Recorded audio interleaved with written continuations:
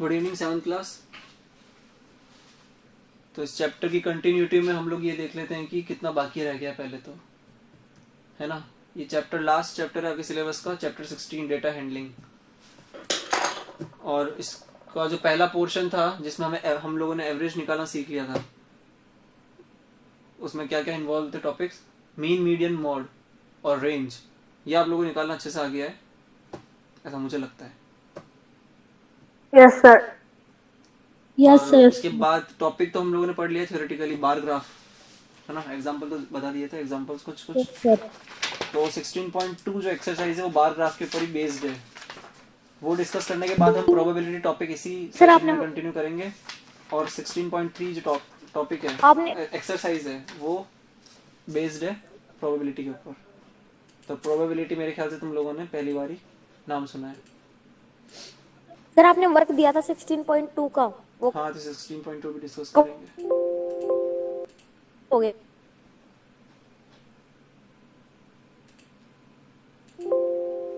ठीक है, 16.2 का पहला क्वेश्चन। 16.2 फर्स्ट क्वेश्चन पढ़ देता हूँ मैं, है ना। The average rainfall recorded between the months of July and October in Delhi is shown in the graph given below. Answer the following questions. तो ग्राफ रफली बना देता हूँ एक बार यहाँ पे।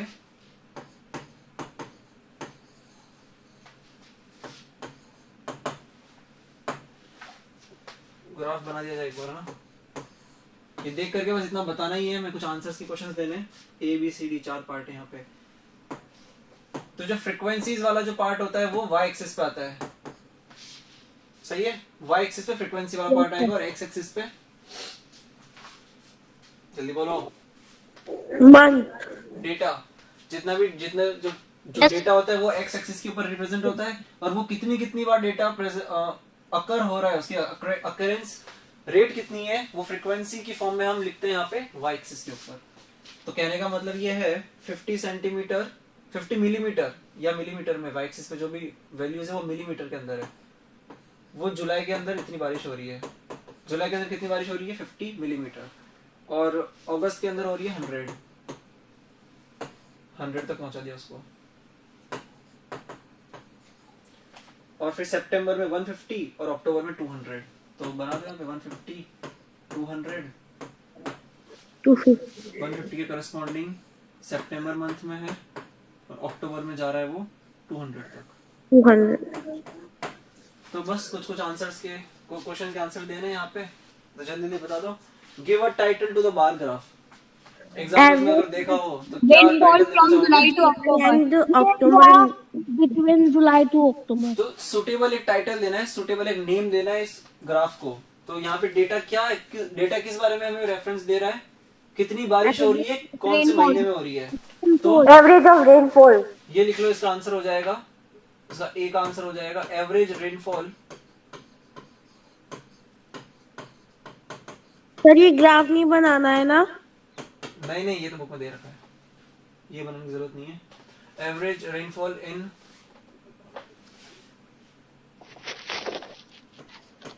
फ्रॉम जुलाई टू अक्टूबर, ये आंसर हो जाएगा इसका। ठीक है, सर हो गई क्वेश्चन, इसे कॉपी कर लो। और बी का आंसर बताओ जल्दी से, अगर होमवर्क किया है तो। अक्टूबर। अक्टूबर। अरे क्वेश्चन तो पढ़ने दो। In which month was the rainfall highest, सबसे ज्यादा बारिश कहाँ दिख रही है? अक्टूबर में। फ्रीक्वेंसी जितनी ज्यादा ऊपर होगी वो अक्टूबर में। वो वाला डेटा जीत जाएगा। तो अक्टूबर आंसर है, अक्टूबर लिखना है इसमें। C. July. In which month was the sir July. Sir July. D question कह रहा है कि write the range of, range लिखना है, रेंज मतलब highest value minus lowest value between the months of July and 200 October. minus 50. 150 200 minus 50 150. 50 millimetre. चले आगे। Yes sir हो गया। Yes, sir. यस।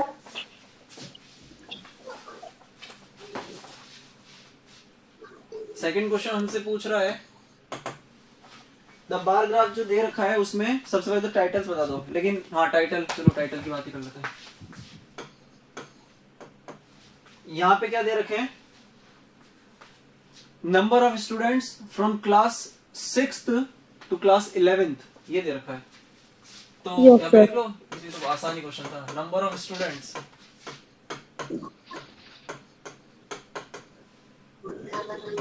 सर हो गया ये क्वेश्चन।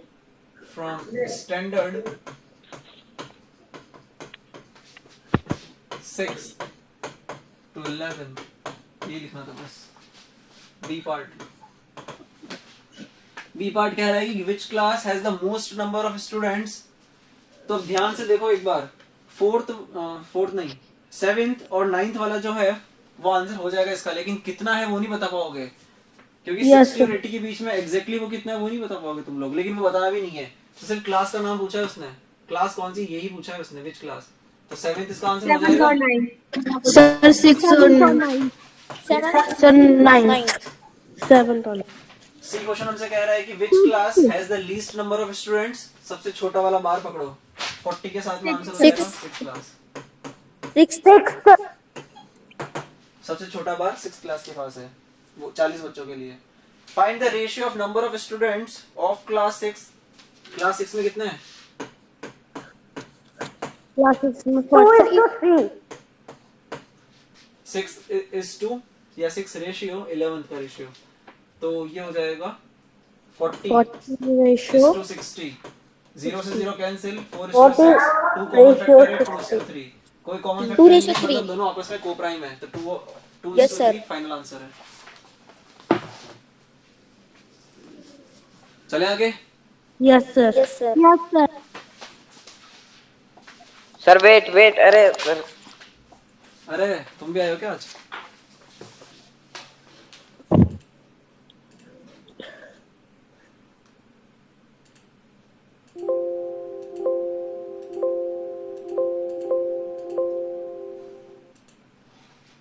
Okay sir. ओके बेटा। थर्ड क्वेश्चन हमसे कह रहा है,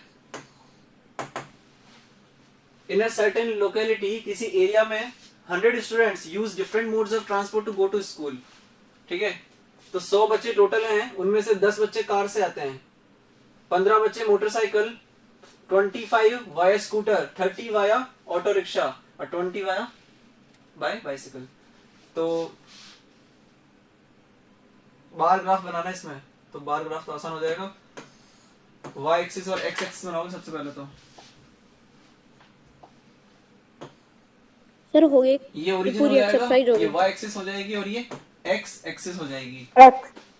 लेकिन y एक्सिस पे क्या रहने वाला है? Number of students. Number of students. y की जगह पे लिख देना नंबर ऑफ स्टूडेंट्स, जो है वो हम y एक्सिस पे प्लॉट करेंगे, क्योंकि फ्रीक्वेंसी आती है y पे और जो डेटा आता है वो x पे आता है। तो x वाला क्या बताएगा? Mode of transport.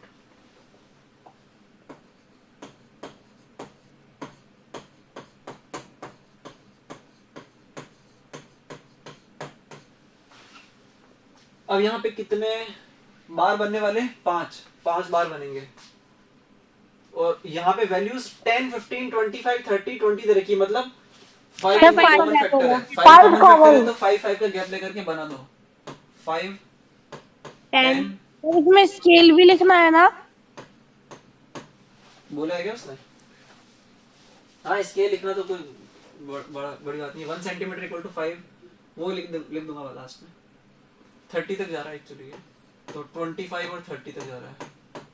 ठीक है, तो सबसे पहले बात करेंगे हम कार की।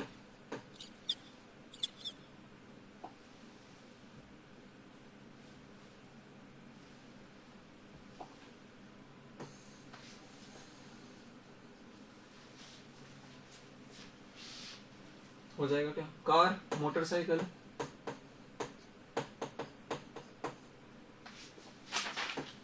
स्कूटर, ऑटो रिक्शा, ठीक है। पेडेस्ट्रियन नहीं है इसमें, पैदल आने वाले बच्चे ही नहीं। तो कार के लिए 10 बच्चे मिल गए। मोटरसाइकिल से आने वाले बच्चे कितने? 15। 15, स्कूटर, 25, 25. Auto rickshaw, 30. 30 30 बाइसाइकिल 20. ठीक है, ठीक है ना। 15 वाला छोटा होगा, 20 वाला वो है, 15 वाला ये है, तो ये नीचे है। 10 नीचे होगा 15 से, 10 तो सबसे नीचे होने वाला है, और 25 नीचे है 30 से, 20 नीचे है दोनों से, 25 30 से। दिख गया? Yes sir. दिख गया। Yes, sir. ठीक है, कॉपी करना है तो करिए, चलते फिर आगे। तो बार ग्राफ कैसे बनता है, ये अच्छे से आना चाहिए आप लोगों को।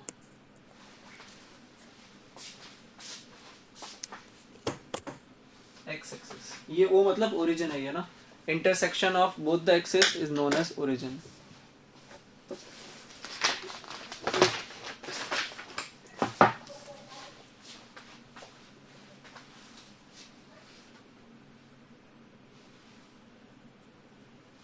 हो गया?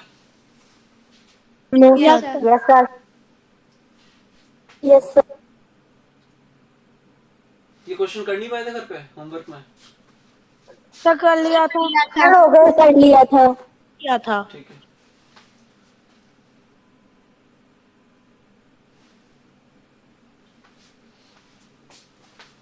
सर हो गया। ठीक है, चलते हैं आगे। फोर्थ क्वेश्चन कह रहा है कि the data given below indicates the number of televisions sold by a shop from January to June in a particular year. Draw the bar graph and answer the following questions. तो पहले bar graph बना देते हैं और फिर answers दे देंगे। तो bar graph में जो टीवी बेच रही है कोई कंपनी, कोई एजेंसी नहीं है, कोई कंपनी है वो। सॉरी टीवी बेच रही है कौन? अच्छा, कोई शॉपकीपर है वो बेच रहा है, ठीक है। तो ध्यान से देखो यहाँ पे 60, 70, 80, 100, 90 और 80 तक जाने वाला है। Sir, 10 का gap होगा. तो 20 Yes, 20 का sir, गैप 10, लेके भी कर सकते हो वैसे। 20 का गैप लेके भी आसानी से हो जाएगा। कैसे? सर नहीं होगा, एक में 80 और एक में 90 है। एक में 90 है. Yes, sir. कोई बात नहीं, तो 100 और 80 के बीच में ले लेंगे उसको, क्योंकि बीच में लेना तो आसान है। लेकिन मान लो कि 62 किसी की फ्रीक्वेंसी है और तुम 60 और 80 ले रहे हो, तो यहाँ पे 62 बना पाना मुश्किल है। लेकिन अगर तुम 60 और 80 ले रहे हो और अगर यहाँ पे 70 है, तो 70 तो इन दोनों के बीच में आ जाएगा, वो तो आसानी से हो सकता है। Yes sir. सर तो अगर किसी ने कॉपी में फेयर कॉपी में बना लिया है, वैसे फेयर में मत क्या करो होमवर्क, लेकिन अगर किसी ने बना लिया है तो कोई प्रॉब्लम नहीं है। अगर 10 का गैप लोगे तो वो अकॉर्डिंगली बार ग्राफ बन जाएगा, 20 का लोगे तो अकॉर्डिंगली बनेगा, लेकिन बन जाएगा। सर रफ में किया था ठीक है, अटेम्प्ट। तो फेयर में फिर ये वाला लिख लो, ठीक है, ये Complete ओरिजिन हो हो गया जाएगा वो। और यहाँ आने वाले जनवरी, फरवरी, मार्च, अप्रैल, मई और जून, ये एक्स एक्सिस हो गई। इन पे क्या आने वाला है?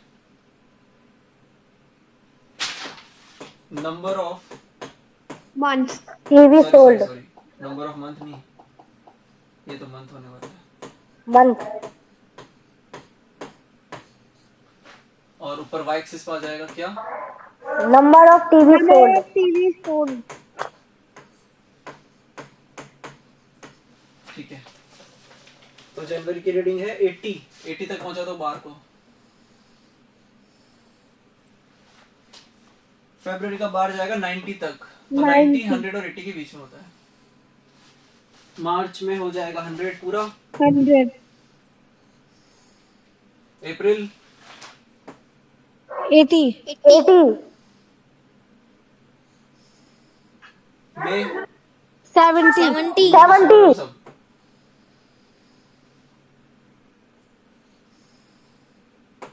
60 60। 60 ठीक है, तो ये बना दिया, जल्दी जल्दी आंसर बता दो।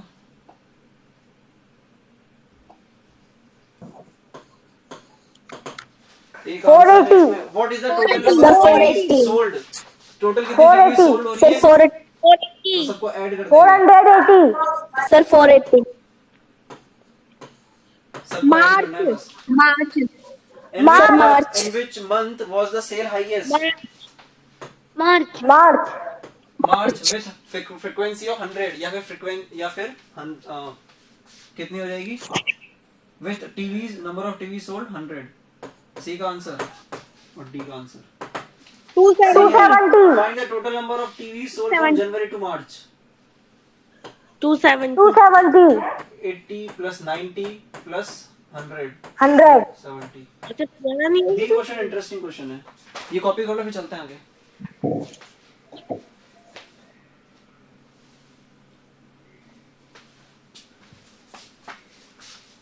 सर हो गई? हो गया? Yes sir. No sir.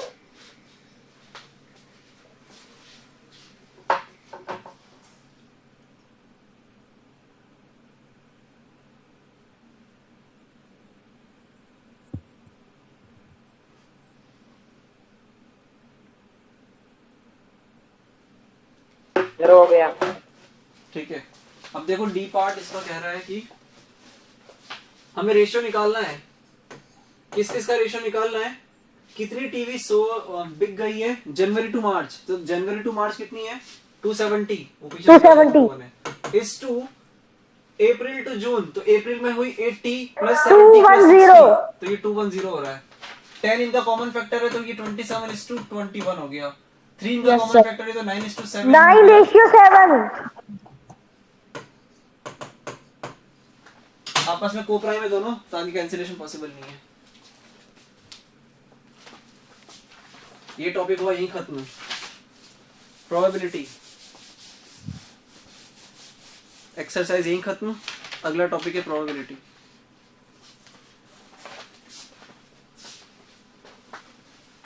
तो लाइकवाइज पहली बार तुम लोगों ने प्रोबेबिलिटी का नाम सुन लिया तुम्हारी लाइफ में, और अब ये तुम लोग जब तक मैथ्स पढ़ते रहोगे स्कूल में तब तक तुम्हारा पीछा नहीं छोड़ने वाला है। तो 7th 8th 9th 10th 11th 12th, तो सबसे हार्ड टॉपिक जो आता है प्रोबेबिलिटी का 12th में मिलेगा वैसे। और स्टैटिस्टिक्स खत्म हो जाता है 11th क्लास तक, लेकिन 12th क्लास में भी स्टैटिस्टिक्स का इजी पोर्शन आ जाता है, फिर इजी चैप्टर आता है वो, उसको बोलते हैं लीनियर प्रोग्रामिंग।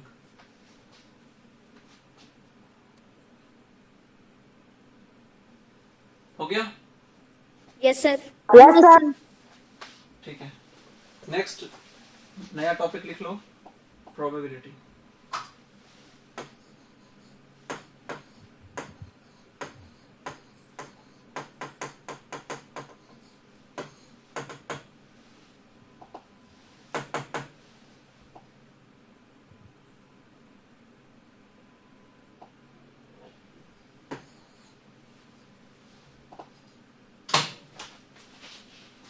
प्रोबेबिलिटी लिख लो और इसको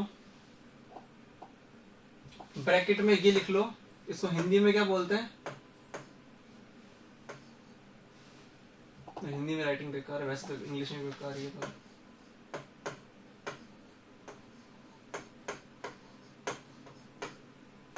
संभावना मतलब कि हमें नहीं पता कि कोई इवेंट है, कोई सिचुएशन है या कोई प्रोग्राम है, वो होगा ही होगा, हो भी सकता है कोई चीज, नहीं भी हो सकती है कोई चीज। मतलब कोई चीज हो भी सकती है, नहीं भी हो सकती है। कहने का मतलब क्या है, लॉकडाउन 1 फरवरी को हट भी सकता है, नहीं भी हट सकता है। मतलब स्कूल्स वापस से रीओपन हो भी सकती है 1 फरवरी को, और नहीं भी हो सकती है ना। तो और इसके अलावा एग्जांपल्स क्या मिल सकते हैं हमें डेली लाइफ से, अगर हम ऑब्जर्व करें कि कोई चीज जिसके बारे में हम श्योर नहीं है, वो हो भी सकता है, नहीं भी हो सकता है। आज शाम को बारिश हो भी सकती है, नहीं भी हो सकती है, ठीक है। कल ठंड कम भी हो सकती है और ज्यादा भी हो सकती है, दोनों चांसेस हैं। तो ये सारी सिचुएशंस जो है वो अनश्योर है, अनसर्टेन है, मतलब जिसके बारे में तुम लोग पूरे तरीके से, पक्के तरीके से नहीं बोल सकते कि वहां पे क्या होने वाला है। ऐसी सिचुएशंस में प्रोबेबिलिटी जो है एक हेल्पफुल कंसेप्ट है, ये बताने के लिए कि वो जो चीज है उसके बारे में कितना अनुमान हम लगा रहे हैं, कितना अनुमान हम सही लगा पा रहे हैं या गलत लगा पा रहे हैं। लेकिन वो कैसे हेल्पफुल है, एक न्यूमेरिकल मेजरमेंट देने के लिए। एक न्यूमेरिकल मेजरमेंट दे दिया जाएगा, तो लिखो, यहाँ पे लिखना शुरू करो एक बार। तो जैसे जैसे टॉपिक खत्म होगा तब चीज अपने आप क्लियर होने लगेगी। तो एक टॉपिक लिखो, टॉपिक क्या, इस टॉपिक के अंदर एक पॉइंट लिखो,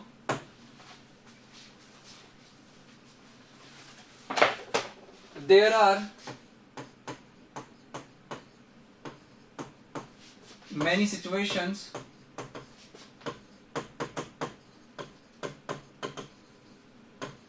or events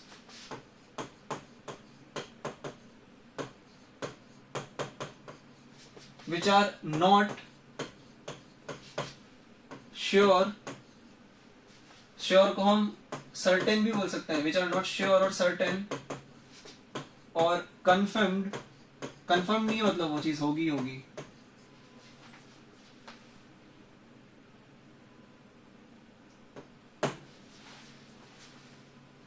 कॉमा के बाद में एग्जाम्पल लिख लूंगा। एग्जाम्पल, वही एग्जाम्पल्स लिखो, एग्जाम्पल्स। एग्जाम्पल के अंदर पहला एग्जाम्पल ये लिख लो,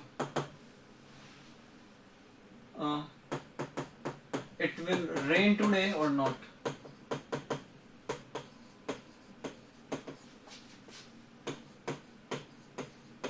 बारिश होगी या नहीं होगी इसके बारे में कोई कंफर्मेशन नहीं है, हो भी सकता नहीं भी हो सकता है, इंद्रदेव की मर्जी।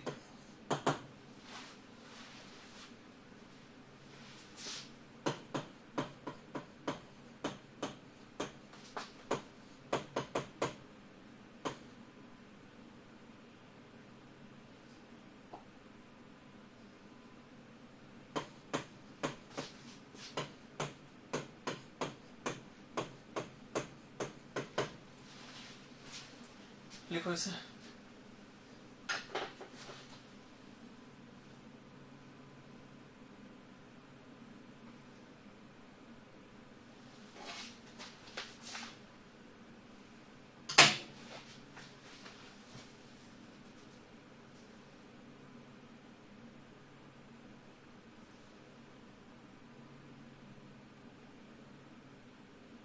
सर लिख लिया।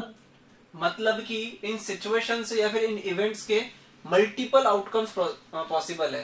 तुम लोग एग्जाम दे रहे हो, तुम लोग एग्जाम में पास भी हो सकते हो, फेल भी हो सकते हो। तीसरा एग्जांपल ये लिख लो, पास और फेल वाला।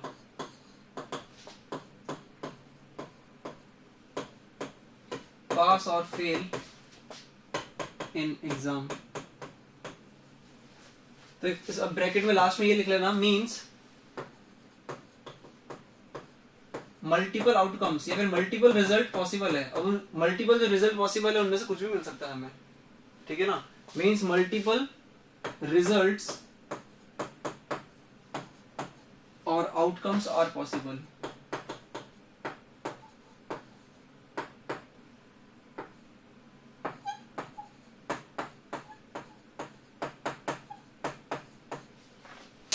लिख लो इसे।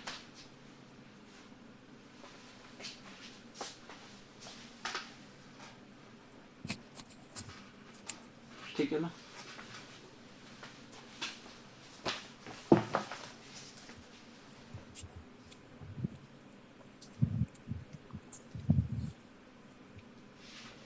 चले आगे। Yes sir. Yes sir. लिखो यहाँ पे। तो अब ये जो बातें हमने की इन सिचुएशंस की, इसमें हमने नहीं प्रोबेबिलिटी लिखा का था। भाई, प्रोबेबिलिटी क्या? सर हमने नहीं लिखा था।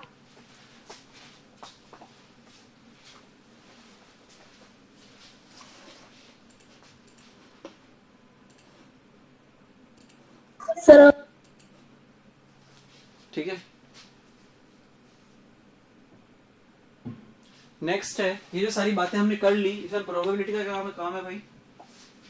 ये काम है, प्रोबेबिलिटी हमें ये बताएगा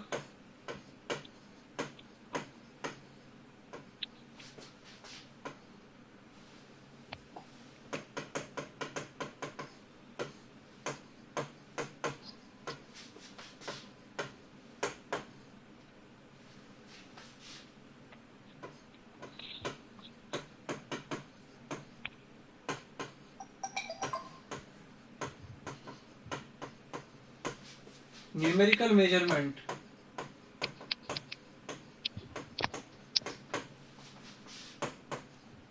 to such uncertain events।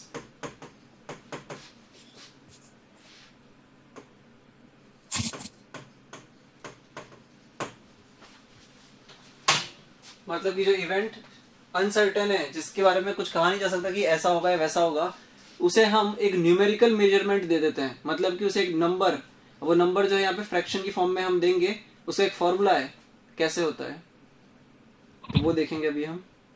तो उसको फॉर्मूला लिख लो चाहो तो पहले भी, क्योंकि पीछे लिख चुके हो तुम लोग कि multiple outcomes are possible in such situations, तो उसी सिचुएशन को तो हम प्रोबेबिलिटी दे रहे हैं। और प्रोबेबिलिटी का फॉर्मूला लिख लो यहाँ पे, probability of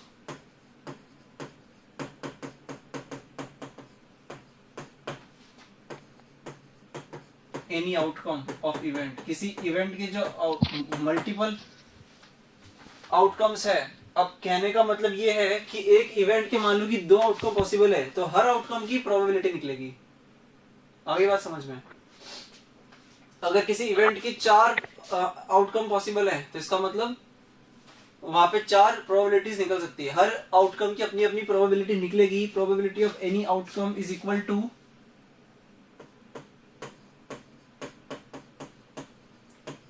outcomes favorable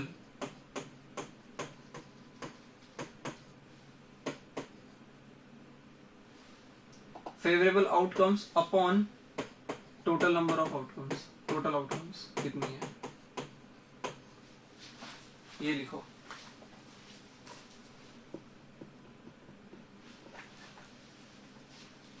probability of any, इसे outcome मतलब इसे event लिख लो, event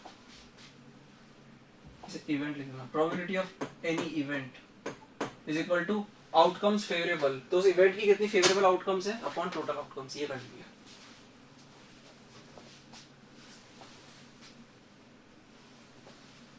इसे करेक्शन कर लेना और ये कर दो इसे।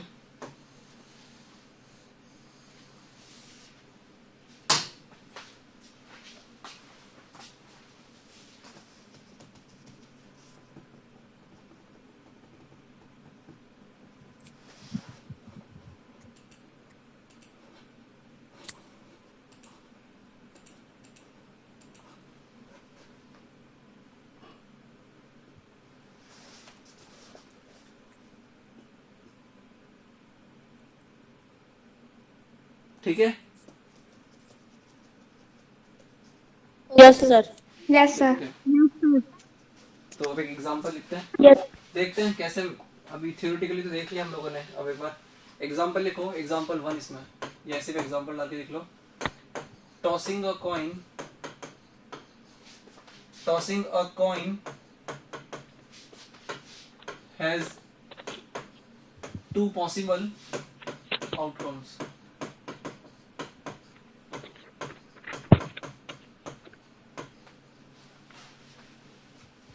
Tossing a coin has 2 possible outcomes. तो एक्सपेरिमेंट क्या है हमारा यहाँ पे, हम एक एक्सपेरिमेंट कर रहे हैं जिसमें कॉइन को टॉस करेंगे हम, और वहां पे लिख दिया है कि हैज 2 पॉसिबल आउटकम्स। कौन कौन सी? विच आर, कॉइन को टॉस करोगे तो हेड भी आ सकता है, हेड एंड टेल। हेड और टेल। हाँ, और नहीं, एंड ही लिखो, हेड एंड टेल। ये 2 क्या हैं? पॉसिबिलिटीज हैं, head and tail. So probability of, थोड़ा सा लिखना पड़ेगा एक बार, लेकिन समझ में आ जाएगा तो फायदे में रहोगे। प्रोबेबिलिटी ऑफ गेटिंग हेड, और फिर नीचे निकालना प्रोबेबिलिटी ऑफ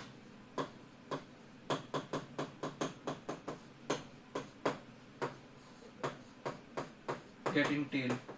कितनी आउटकम्स पॉसिबल है इसकी? 2। तो जो टोटल नंबर ऑफ आउटकम्स होती है वो तो नीचे आ जाता है,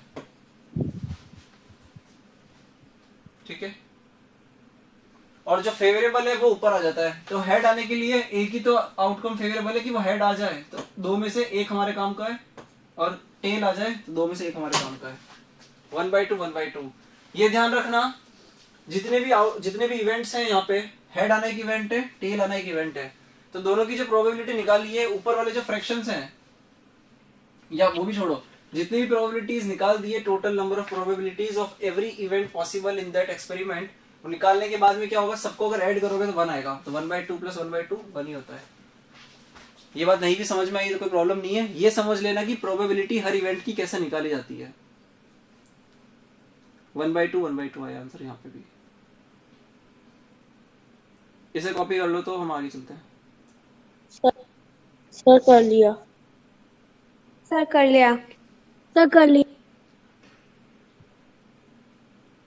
सर कर कर लिया। लिया सबने, ठीक है।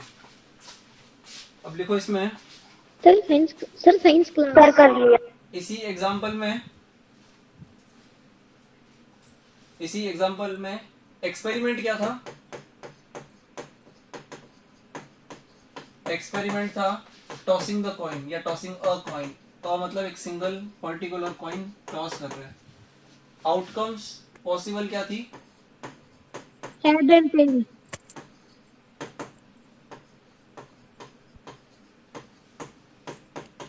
हेड और टेल। हेड को वैसे एच से भी रिप्रेजेंट कर सकते हैं, टेल से भी कर सकते हैं। और यहाँ पे एक बात आएगी सैंपल स्पेस की। सैंपल स्पेस क्या है? इसकी डेफिनेशन यही लिख लो। Sample space set of all possible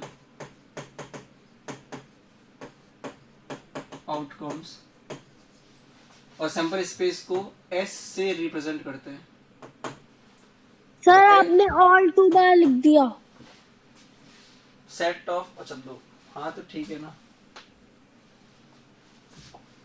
S को लिखेंगे, कर्ली ब्रैकेट लगाना और अंदर जो भी पॉसिबल आउटकम्स है उसे लिख देना, या तो एच आएगा कॉमा या फिर टी आएगा। एट अ टाइम जितने भी सैंपल स्पेस में आउटकम्स रखे हुए हैं एट अ टाइम एक ही आएगा, सैंपल स्पेस। ठीक है? Yes sir. Yes sir. सबका यस सर। ये अगर हो गया यस सर। तो पीछे चलो वापस एक बार और यहाँ पे देखना, देखो अगर हर क्वेश्चन में ऐसे लिखने बैठ गए कि प्रोबेबिलिटी ऑफ गेटिंग हेड या probability of getting rain today, तो ये तो बहुत बड़ा भारी पड़ जाएगा। इसे ऐसे लिख सकते हैं कि प्रोबेबिलिटी को पी से रिप्रेजेंट करते हैं, प्रोबेबिलिटी को पी से रिप्रेजेंट करते हैं, और प्रोबेबिलिटी ऑफ गेटिंग जो भी चाहिए तुम लोगों को वो ब्रैकेट में आ जाता है। टेल चाहिए तो टेल आ जाएगा यहाँ पे, टी हेड के लिए अच्छा जाएगा। ये लिख लो। फिर नेक्स्ट वाला था ना? हाँ जी, नेक्स्ट जो था ना? नेक्स्ट तो यहाँ पे ये तो हो गया, ठीक है। और इसके बाद एक और एग्जांपल लिखो, सर रोलिंग लास्ट डाइस। लिखा नहीं था। अच्छा नहीं लिखा था, जल्दी करो भाई।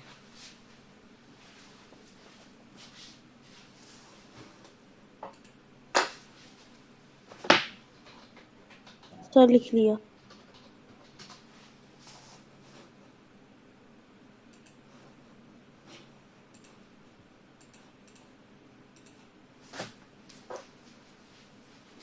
ठीक है, नेक्स्ट लिखो, अगले एग्जांपल में लिखो एक्सपेरिमेंट हमारा क्या रहने वाला है? रोलिंग अ डाइस। एक डाइस को रोल करोगे तो डाइस के ऊपर कितने नंबर्स होते हैं? 6 6 होते हैं। 1, 2, 3, 4, 5, 6। और इसका सैंपल स्पेस बनाना चाहोगे तो कैसे बनाओगे? सैंपल स्पेस एस कितना हो जाएगा? कर्ली ब्रैकेट लगाओ, 1, 2, 3, 4, 5, 6।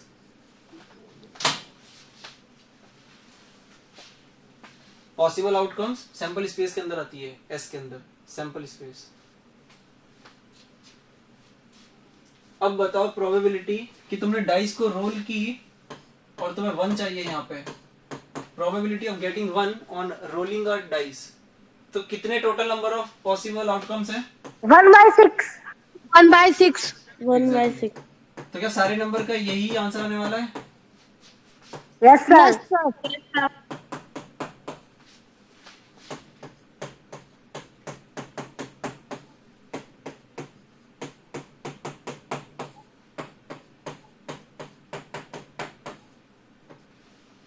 ठीक है,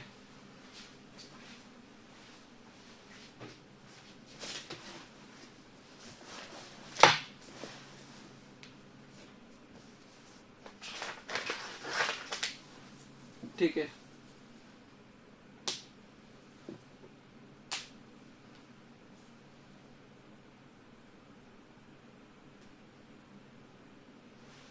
अगर इसी क्वेश्चन में तुमसे पूछूं कि probability of getting an odd number कितने यहाँ पे टोटल नंबर तो 6 होने वाले हैं।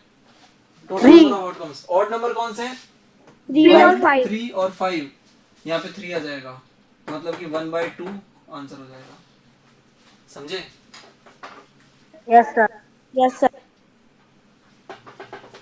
Similarly probability of even number अगर मैं तुमसे पूछता हूँ तो क्या हो जाएगा? Even number 3/6, 1/2.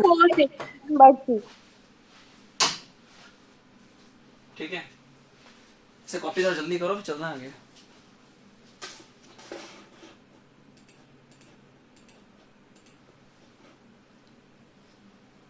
सर कर लिया। ठीक है, इसी के आगे लिखो। अगर इसी एक्सपेरिमेंट में तुमसे मैं ये कहूँ कि प्राइम सर नंबर नहीं लेकर किया, क्या हो भाई? नहीं किया सर। अच्छा, नहीं किया। सर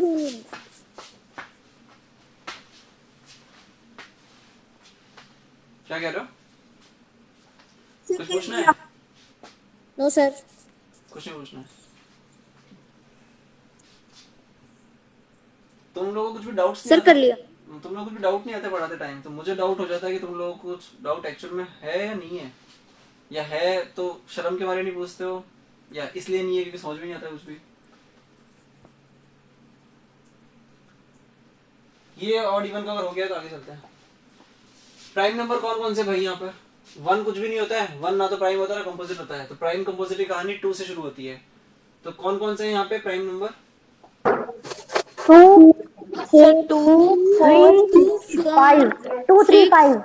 2, 3, 5 बिल्कुल। तो प्राइम नंबर आने की प्रोबेबिलिटी हो जाएगी 3/6 अगेन। लेकिन वो 3 इस बार कौन कौन से इसमें फेवरेबल कौन कौन से आउटकम्स है? 2, 3 और 5। ठीक है, और probability of getting composite number क्या हो जाएगा भाई? कंपोजिट नंबर 4, 4 और 6, 6, तो 2/6। 2/6, 1/3. 2/6 है।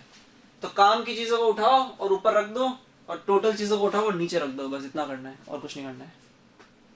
वहां से प्रोबेबिलिटी निकल के आएगी किसी भी क्वेश्चन में, किसी भी इवेंट की। ठीक है, अब ऐसे ही एग्जांपल करो। एग्जांपल नंबर 10 बुक का एग्जांपल 10।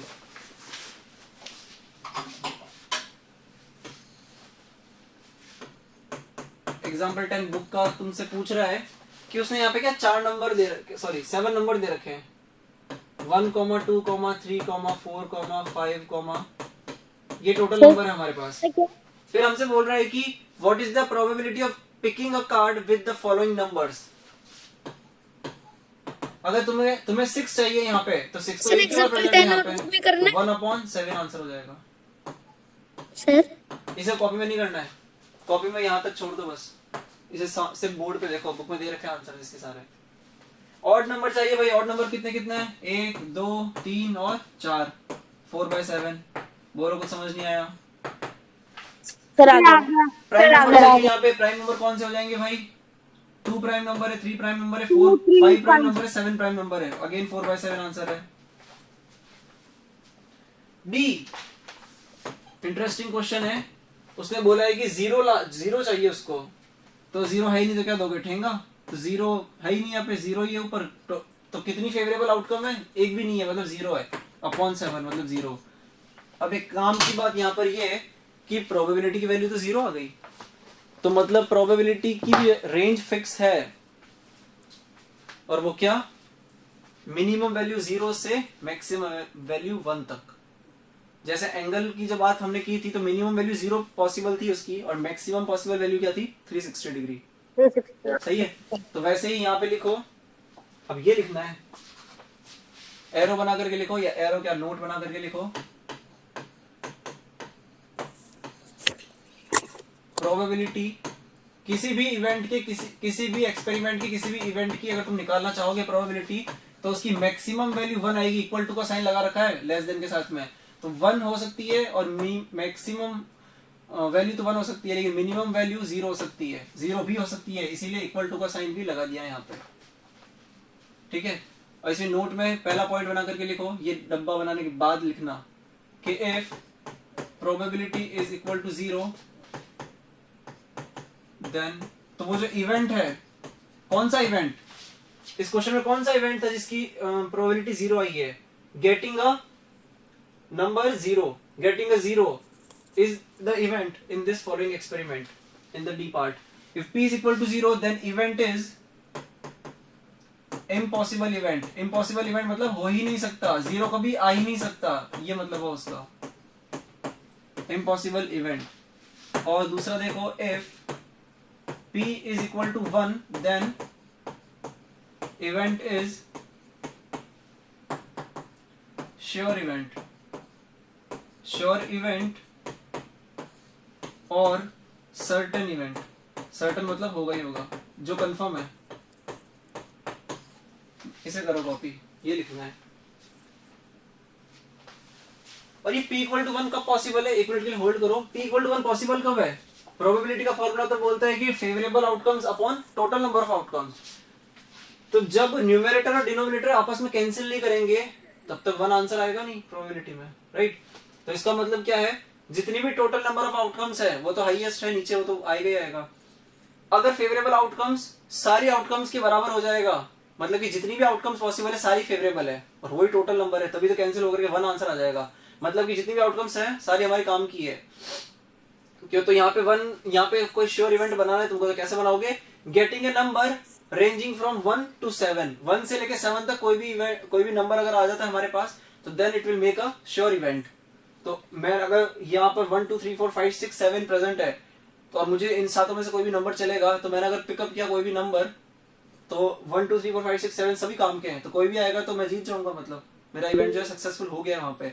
तो 7/7 हो जाएगा वो, तो 7/7 हो जाएगा, तो 1 आंसर हो जाएगा, तो that is a sure event. अब करो कॉपी।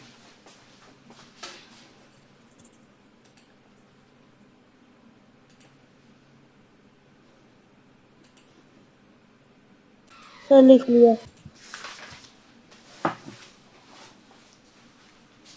ठीक है, एक्सरसाइज 16.3।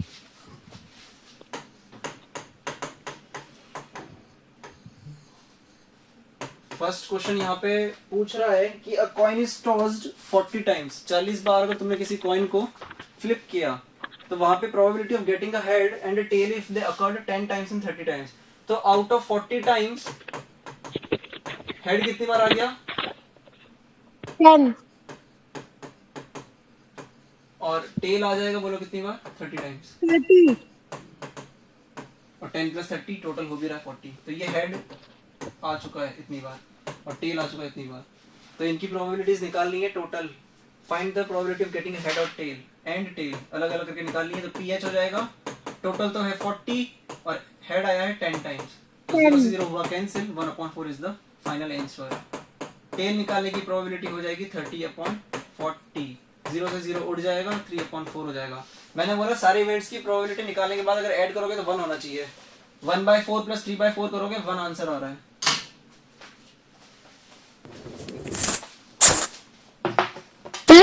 आ गया समझ? तो चलते हैं आगे। हाँ बोलिए। लेफ्ट कर रहा है, कौन कर रहा है? क्या? मुझे आवाज नहीं आ रही है? चैट बॉक्स में लिख के भेज दो। तब तक नेक्स्ट क्वेश्चन, सेकंड क्वेश्चन फिर से समझाना है क्या? First question no sir, sir no sir,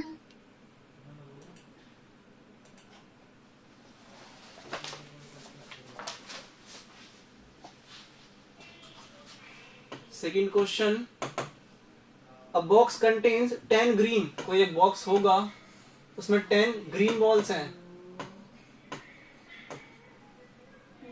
7 red है और 8 येलो, और ब्लू कितनी है?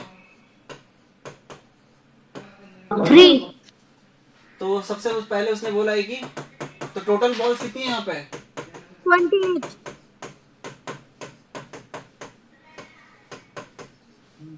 कितनी हो रही है? 28. 28. तो probability of getting green ball कितनी हो जाएगी? ग्रीन बॉल की प्रोबेबिलिटी 10/28. 10/10. 5/14 5/14. PR. रेड बॉल की प्रोबेबिलिटी हो जाएगी, रेड कितनी है? 7/28. 7/20 1/4 1/4. समझ में आ भी रहा है या नहीं आ रहा है? सर आ सर रहा आ रहा है।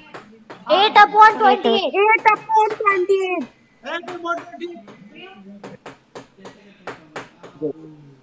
4/14 आगे और कटना है। 2/7.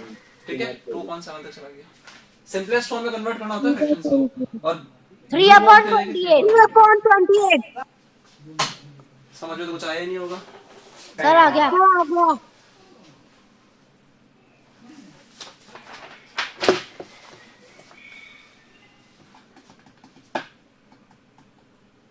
चले आगे। Yes, sir. No sir no sir कोई प्रॉब्लम नहीं, कर लो आराम से। Sir, only 8 minutes are left. 2 question ही करने हैं, थर्ड और फोर्थ हो जाएंगे। हाँ तो इसके बाद तो तुम्हारी कोई क्लास नहीं है ना, एक्सटेंड कर लेंगे, है ना? एक्सटेंड कर लेंगे, 1 घंटे की एक्स्ट्रा क्लास कर लेते हैं आज, 4:30 से 5:30, तो एक साइंस का चैप्टर भी हो जाएगा। सर मुझे ट्यूशन जाना है। अरे क्या करोगे ट्यूशन जाके, छोड़ो। सर नहीं हो सकती ठीक है तो, Yes, sir. ठीक है तो तुम लोग चले जाओ, सर नहीं हो सकती मैं ये बच्चा जो बच रहा है उसको पढ़ा दूंगा। नहीं सर ठीक है, थर्ड क्वेश्चन एक देखो कौन आगे। बचा है सर हाँ ठीक है, कोई बात नहीं, ऐसे ही बोल रहा था। थर्ड क्वेश्चन कह रहा है कि अ कार्ड इज ड्रॉन, ये लिख तो लिया था ना पहले वाला। Yes, sir. A card is drawn from a pack of 52 cards। तो जो तुम लोग प्लेइंग कार्ड वगैरह का जो गेम होता है, 52 कार्ड्स जो होते हैं वो टोटल होते हैं, है ना? और आउट ऑफ 52 4 कैटेगरी होती है, 13 13 13 की, पता ही होगा, Yes, sir. जिसमें हार्ट होता है, डायमंड होता है, और क्लब और स्पेड। मैं तो नहीं खेलता, पर क्वेश्चंस करवाते बच्चों को, जितना तो पता है। हार्ट, डायमंड, क्लब और स्पेड। हार्ट कुछ इस तरीके से बना होता है, नहीं उल्टा बना दिया, ये वाला होता है रेड कलर का, और ये होता है कुछ इस तरह का, ये दोनों रेड होते हैं। अरे हाँ ना तो बोलो। Yes, sir. Yes, sir. Yes, sir. Yes sir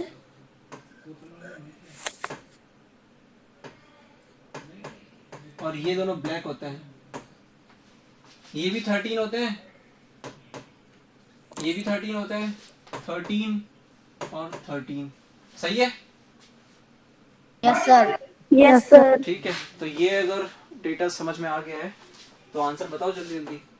उसने बोला है कि जैक, अब जैक कितने होते हैं? जैक मतलब गुलाम, तो एक जैक इसमें होता है, एक जैक इसमें होता है, एक जैक इसमें होता है, एक जैक इसमें होता है, टोटल जैक कितने हैं? 4. 4 और टोटल पत्ते कितने हैं? Sir, 4. टोटल वो 52 2 अप 4 कॉमन फैक्टर है, 452 का, ठीक है। A queen of hearts, heart की क्वीन चाहिए तो वो एक ही होती है पूरे पैक में, 1/30 1/52. 1/52 सी क्वेश्चन पूछ रहा है कि अब ब्लैक कार्ड, ब्लैक कार्ड कितने होते हैं टोटल? 13, ये 13 है, 26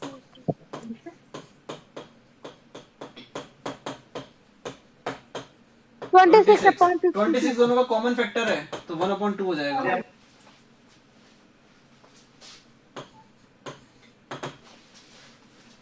अ card from the clubs suit, मतलब कि क्लब होना चाहिए वो, अब वो क्लब कितने हैं 13, पी कोई भी क्लब चाहिए हमें, तो क्लब कितना है हमारे पास 13/52, 13 कॉमन फैक्टर है, 1/4 आंसर हो जाएगा। अब बोलो तुम लोगों को कुछ भी समझ नहीं आया। सर आ गया। सर आ गया। ठीक है, कर लिया copy? No sir, sir 1 minute, समझ में नहीं आया? सर 1 मिनट, समझ में आ गया, इसको कॉपी कर रहा हूँ। हाँ, इसको कॉपी कर लो और फिर 4th क्वेश्चन पे चल लो।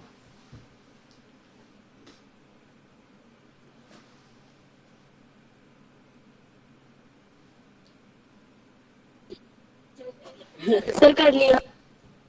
सर कर लिया। 4th क्वेश्चन में करेक्शन करो पहले। सर कर लिया। 4th क्वेश्चन में लिखा हुआ है in a city 100 families with 2 children, उस 2 को काट दो क्योंकि नीचे देखो नंबर ऑफ लड़के 3 जा रहे हैं, तो विथ देयर कर दो, उसको 2 को काट दो, with their THEIR, with their children कर दो उसको, तो फिर आगे चलते हैं अपन। सर कर लिया। तो क्वेश्चन में हमसे पूछ रहा है कि प्रोबेबिलिटी बताओ जिनके पास में सिर्फ एक ही लड़का है, 1 बॉय। प्रोबेबिलिटी बताओ जिनके पास में 2 लड़के हैं, और प्रोबेबिलिटी बताओ जिनके पास में 3 लड़के हैं, जिन फैमिली के पास में 2 बॉयज 3 बॉयज।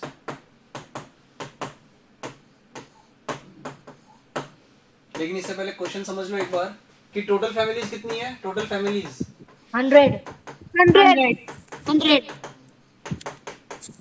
तो ऐसी फैमिलीज जिनके पास सिर्फ एक ही लड़का है, तो वो कितने हैं 20, 20 कॉमन फैक्टर है, 1/5 हो जाएगा। ठीक है, यस सर। Yes sir. ऐसी फैमिलीज जिनके पास टोटल फैमिलीज तो नीचे ही आएगी, और जो फेवरेबल फैमिलीज है ऐसी फैमिलीज जिनके पास में 2 लड़के हैं, 55 5 इनका कॉमन फैक्टर है, तो 11/20 कॉमन, ये को प्राइम है। और ऐसी फैमिलीज जिनके पास में 3 बच्चे हैं, 3 लड़के 1/4 1/4। क्योंकि 25/100 1/4 कैसे बन गया, क्योंकि 25 दोनों का कॉमन फैक्टर है। या नहीं समझ में आया तो इसको ऐसे लिख लो पहले कि 5 इनका कॉमन फैक्टर है, तो ये 5/20 बन जाएगा, 5 वापस इनका कॉमन फैक्टर है तो 1/4 बन जाएगा। कैसे भी करो, बात एक ही है। ये चैप्टर यही कंप्लीट होता है हमारा। Yes sir. कल हम साइंस करेंगे तो भी फ्रेश चैप्टर शुरू होगा, और अगर मैथ्स करेंगे तो भी फ्रेश चैप्टर ही शुरू होगा, फ्रेश चैप्टर ना। तो मैं बता दूं, कन्वे कर दूंगा पहले आपको स्टार्टिंग में ही, सेशन के स्टार्टिंग में ही हम क्या करने वाले हैं। आज के लिए आप लोग फ्री हैं। Thank you so much for joining the meeting. एकदम टाइम ओवर होते खत्म हो गया। हाँ जी, ठीक है, आप लोग फ्री हैं आज ओके के सर, लिए। Bye sir, have a good